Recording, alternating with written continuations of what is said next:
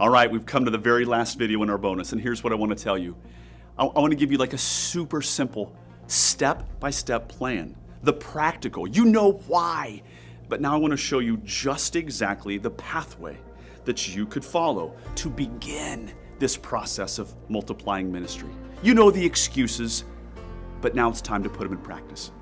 Step number 1, watch me do it.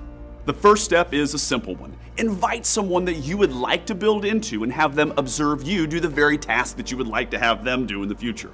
Now, before we have them come to observe, be sure that they know the end game of this observation. Tell them, soon you will be doing this thing yourself. Now, years ago, I had several student teachers when I was in the chemistry classroom, and I had to train them to observe me teaching. It was important for them to be watching me for how I taught, knowing that they would be soon taking this role. I mean, they were not accustomed, you see. They were accustomed to being the student and listening to the teacher. I needed them to become a student of being a teacher. Coach your key volunteer to put on the lens of an observant learner. If you are teaching, have them watch the things that you do and question why you do them. Consider having them take notes with a pen and paper.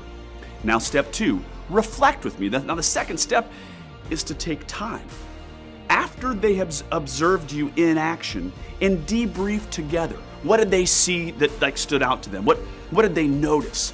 What did you do that seemed like a win? Ask them why they think you approached the task the way that you did and more. Creating a culture, you see, of reflective practice is an important leadership lesson. Number 3, I prepare with you. They watched you. You talked about what they saw. You might think the next step is to turn them loose and let them roll. Not quite yet.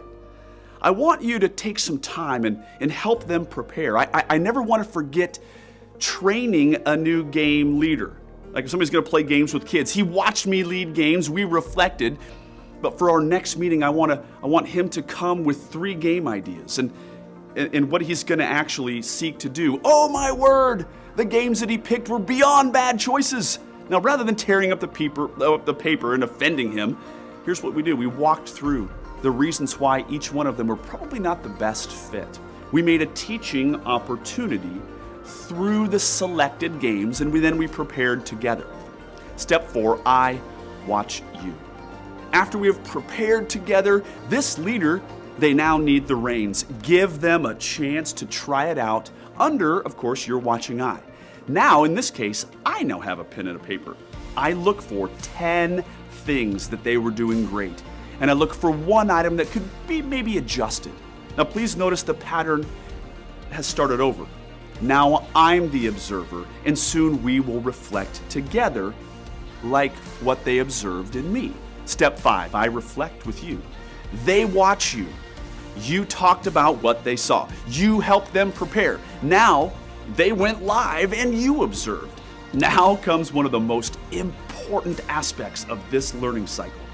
We reflected about their first solo experience. Now please note that this takes time. However, this individual needs to know you care and that you want to set them up for a great future long haul. All of ministry is under the heading of relationship and care. You share your 10 great things, and trust me when I say, sometimes I had to search long and hard on several occasions to find 10 great items, I gotta tell you. But it's critical at this point to be a voice of affirmation. I want to make a quick insertion at this time. With many leaders, I would repeat the prepare together. I watch you, I reflect with you, cycle for many weeks. One leader I mentored, He had like an amazing aptitude for teaching. He was worth the investment. Therefore, I committed to prepare with him and observe him teach and reflect with him about his teaching for 1 solid year, and he grew exponentially. Step number 6, you go solo. The whole goal of this process is to let them fly. And at some point, it is time to let them go and to let them try this new task completely on their own. This can be a very big moment for an engaged leader. And I would make a huge deal out of it. Pray with them, write them a note of encouragement, and more.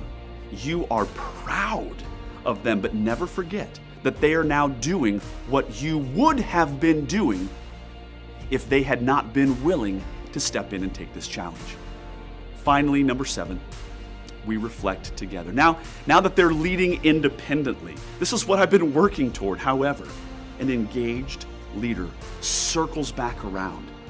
Though you're no longer directly observing them do their thing, you want to encourage a reflective practice. Meet with them and ask them how they thought it went with them. You didn't observe them, but ask them to look back on what they just did. What worked? What was a flop? What would they do differently? Creating a new leader is great, but creating a new leader that is accustomed to reflecting on their own practice is greater.